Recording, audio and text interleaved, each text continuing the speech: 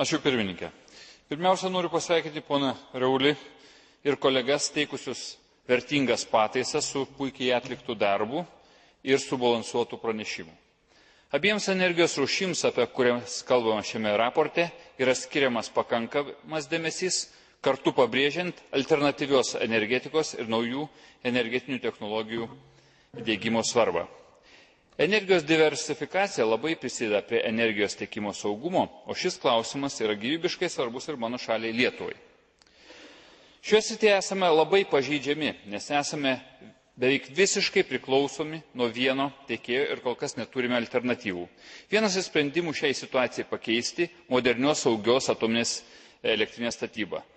Tai mums būtų ir politinio saugumo, ir ekonominio stabilumo pagrindas. Šio raporto svarstyme nebuvo apsieita be diskusijų dėl branduolinės energijos ateities. Suprasdami esamos alternatyvios energijos ir dar naujų energijos rūšių svarbą ir galbūt dominavimą ateityje, turime nusileisti ant žemės ir susidurti su realybe, kuri šiandien yra tokia. 31% visos elektros energijos Europos Sąjungos gamina branduolinės jėgainės. Tai energija padedanti įgyvendinti Kioto uždavinius ir svariai prisidedanti prie energijos tiekimo saugumo užtikrinimo. Manau, veidmainiška teikti pataisas neigiančias branduolinę energiją, kaip energingai daro kai kurie žali politikai Europos Sąjungos piliečių saugumo vardan, tuo didindami kitų Europos Sąjungos piliečių nesaugumą.